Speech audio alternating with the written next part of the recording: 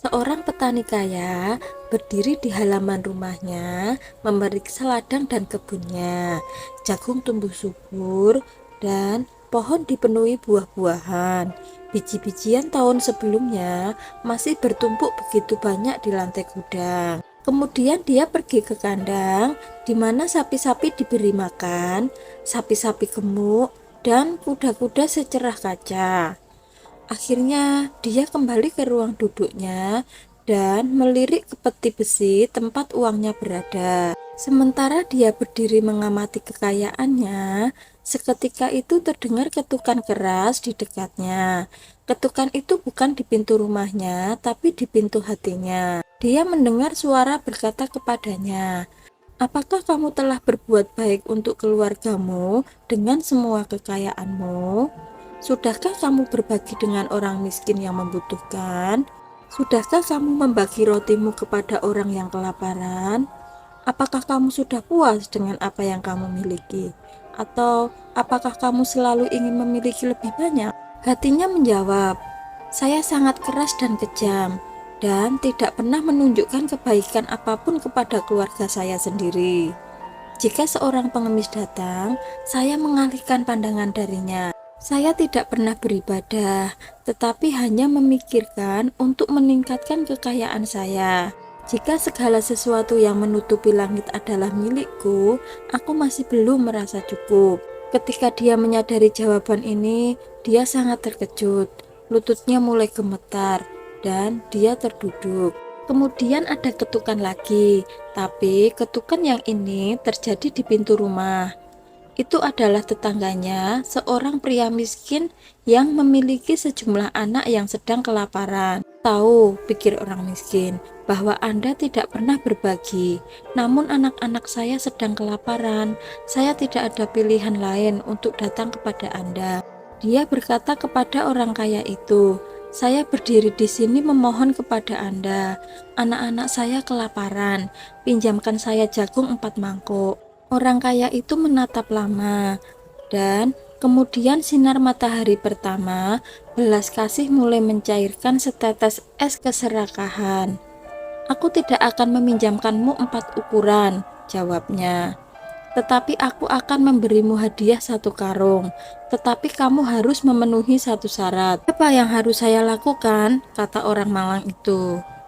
"Saat aku mati, kau harus berjaga selama 3 malam di dekat kuburanku." Sang petani bingung dalam pikirannya atas permintaan ini, tetapi dalam kebutuhan yang dia miliki, dia akan menyetujui apapun, dan dia menerimanya. Oleh karena itu, dia membawa pulang jagung bersamanya. Sepertinya orang kaya itu telah meramalkan apa yang akan terjadi, karena ketika 3 hari berlalu, dia tiba-tiba jatuh mati. Tidak ada yang tahu persis bagaimana itu terjadi, tetapi tidak ada yang berduka untuknya. Ketika dia dimakamkan, orang malang itu teringat akan janjinya. Dia bisa saja tidak menepati janjinya, tetapi dia berpikir, bagaimanapun dia bertindak baik kepada saya. Saya telah memberi makan anak-anak saya yang lapar dengan jagungnya, dan bahkan jika bukan itu masalahnya, jika saya pernah berjanji, saya harus menaatinya. Saat malam tiba, dia pergi ke kuburan dan duduk di atas gundukan kuburan. Semuanya sunyi, hanya bulan yang muncul di atas kuburan, dan seringkali burung hantu terbang melewatinya dan meneriakkan tangisan melankolisnya. Ketika matahari terbit, pria malang itu pulang dengan selamat ke rumahnya. Malam kedua sama seperti malam sebelumnya, tidak terjadi hal apapun dan berlalu dengan tenang. Pada malam ketiga, dia merasakan kegelisahan yang aneh. Dia merasa ada sesuatu yang akan terjadi. Ketika dia keluar, dia melihat di dekat tembok halaman perkuburan seorang pria yang belum pernah dia lihat sebelumnya. Pria itu tidak lagi muda, memiliki bekas luka di wajahnya, dan matanya melihat ke sekeliling dengan tajam dan penuh semangat. Dia seluruhnya tertutup jubah tua, dan tidak ada yang terlihat kecuali sepatu bootnya yang bagus. "Apa yang Anda cari di sini?" petani itu bertanya. Apakah kamu tidak takut dengan halaman kuburan yang sepi? Saya tidak mencari apa-apa, jawabnya. Dan saya tidak takut pada apapun. Saya hanyalah seorang tentara bayaran dan saya bermaksud melewatkan malam di sini karena saya tidak memiliki tempat berlindung lain. Jika kamu tanpa rasa takut, kata petani itu, temani aku mengawasi kuburan di sana. Menjaga adalah urusan seorang prajurit, jawabnya. Apapun yang kita alami di sini, apakah itu baik atau buruk, kita akan membaginya di antara kita, ucap pria yang ternyata seorang tentara. Petani menyetujui hal ini, dan mereka duduk bersama di kuburan. Semuanya sunyi sampai tengah malam. Ketika tiba-tiba siluman melengking terdengar di udara, dan kedua pengamat itu melihat iblis berdiri di depan mereka.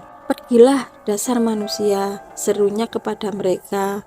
Orang yang terbaring di kuburan itu milik saya. Aku ingin membawanya, dan jika kamu tidak pergi, aku akan meremas lehermu. Tuan dengan bulu merah, kata tentara itu, Anda bukan kapten saya tidak perlu mematuhimu, dan saya belum belajar bagaimana takut. Pergi, kita akan tetap duduk di sini.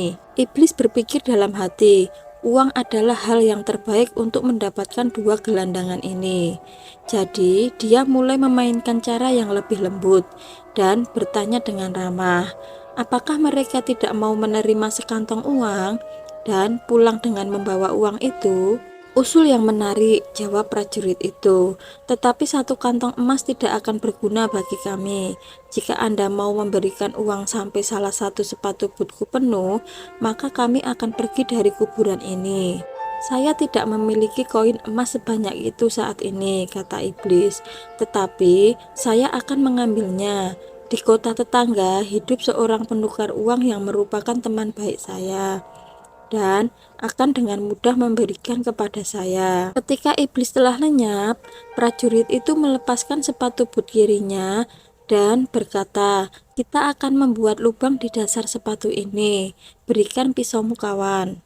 Dia kemudian menaruh sepatu but di atas lubang yang sangat dalam. Mereka berdua duduk dan menunggu. Dan tidak lama kemudian, iblis kembali dengan membawa sekantong kecil emas di tangannya. Tuangkan saja, kata prajurit itu, mengangkat sepatu bot sedikit, tapi tidak akan cukup. Iblis mengguncang semua koin emas yang ada di dalam tas emas jatuh, dan sepatu bot tetap kosong. Iblis bodoh, teriak prajurit itu. Tidak akan berhasil, bukankah aku langsung mengatakannya? Kembali lagi dan bawa lebih banyak.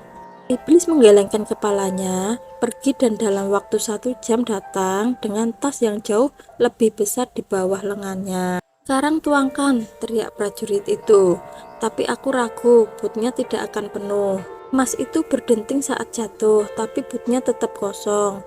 Iblis melihat ke dalam dirinya dengan matanya yang membara dan meyakinkan dirinya akan kebenaran. Kamu memiliki betis yang sangat besar di kakimu, teriaknya, dan membuat wajah masam. Apakah menurut Anda, jawab tentara itu, bahwa saya memiliki kaki terbelah seperti Anda? Sejak kapan kamu begitu pelit? Lihat bahwa Anda mendapatkan lebih banyak emas bersama-sama, atau tawar-menawar kami tidak akan menghasilkan apa-apa. Iblis pergi lagi. Kali ini dia menjauh lebih lama. Dan ketika akhirnya dia muncul, dia terengah-engah di bawah beban karung yang tergeletak di pundaknya. Dia mengosongkannya ke dalam sepatu but yang masih jauh dari terisi seperti sebelumnya. Dia menjadi sangat marah dan baru saja akan mencabut sepatu dari tangan prajurit itu. Tetapi pada saat itu, sinar matahari yang pertama muncul dari langit, dan roh jahat melarikan diri dengan jeritan nyaring. Jiwa yang malang telah diselamatkan. Tani ingin membagi emas, tetapi tentara itu berkata, berikan apa yang menjadi bagianku kepada orang miskin. Aku akan ikut denganmu ke pondokmu, dan bersama-sama kita akan hidup dalam ketenangan dan kedamaian pada apa yang tersisa, selama Tuhan dengan senang hati mengizinkan.